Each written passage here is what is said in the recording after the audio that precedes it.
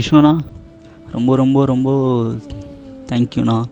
ஃபஸ்ட்லாம் பார்த்தீங்கன்னா ஒரு மாதிரி படப்படப்பாக இருக்கும், ஒரு மாதிரி படப்படப்பாக இருக்கும். கிளாஸ் அட்டன் பண்ணிட்டு ஒரு மாதிரி ஃப்ரீயாக ரொம்ப அமைதியாக சாந்தமாக இருக்க மாதிரி இருக்குண்ணா.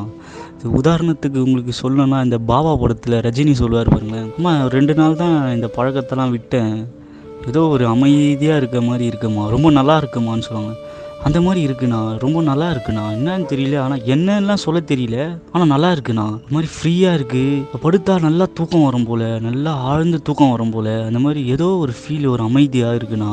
எனக்கு இது இப்போ ஒன்றும் புரியலண்ணா, ரொம்ப தேங்க்ஸ்ண்ணா. ஒரு மாதிரி அமைதியாக இருக்குண்ணா.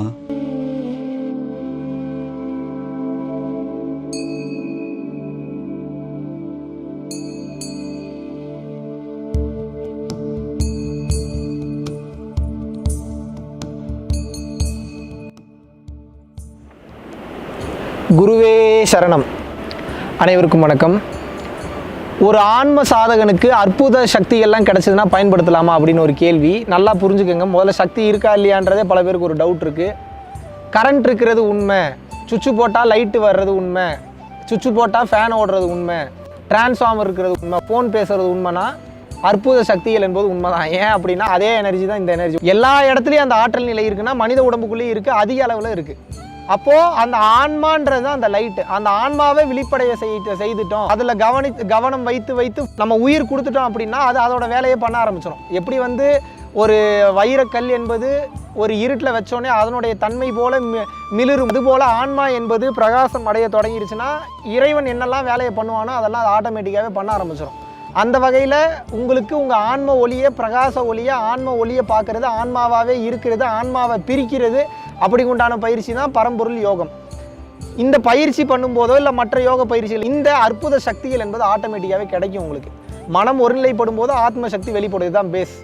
ஸோ இது எதுக்காக அப்படின்னா உங்களுடைய முக்தி நிலைக்கு சேர்த்து வைப்பதற்காக.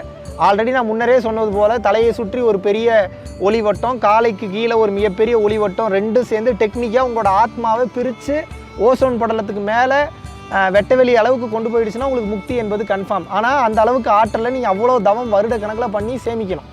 ஸோ அந்த வகையில் நமக்கு இருக்கக்கூடிய ஆற்றலை அப்பப்போ சோதனை பண்ணிக்கிறது தப்பு இல்லை. இப்போ ஒரு எக்ஸாம்பிளுக்கு இப்போ ஒரு 4 பேர் இருந்து உங்களை டென்ஷன் பண்ணுறாங்க, கடுப்பேற்றுறாங்க, அவங்க ப்ரூவ் பண்ணி ஆகணுன்னா அவங்ககிட்டலாம் ப்ரூவ் பண்ணணுன்ற அவசியமே இல்லை. அப்படிலாம் அவ்வளோ கார்னர் பண்ணி அப்படி அவங்களுக்கு ப்ரூவ் பண்ணி உங்களை புகழ போகிறதும் கிடையாது.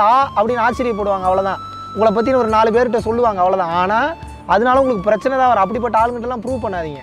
போகிற போக்கில் யாரும் எதிர்பார்க்காமல் இருக்கிற நேரத்தில் ஒரு சம்பவத்தை நிகழ்த்துங்க. அது என்ன பண்ண முடியும் என்னால் அப்படின்றது உங்களுக்கே புரிய வரும், உங்களுக்கே உணர்த்துவாங்க. உங்களுடைய தகுதி வரும்போது பயிற்சிகள் செய்ய செய்ய உங்களுடைய குணம், மனம், உங்களுடைய நலன், மற்றவர்களோட நலன் இதெல்லாம் கருத்தில் கொண்டு ஆட்டோமேட்டிக்காகவே அவர்கள் உங்களுக்கு அந்த ஆற்றலை வழங்குவார்கள். அது வரைக்கும் பொறுமை காக்கணும். முக்திக்காக சேர்த்து வைக்கிறதுக்கானே தவிர மற்றபடி அது வீண் செய்வதற்கு அல்ல. நன்றி, வணக்கம்.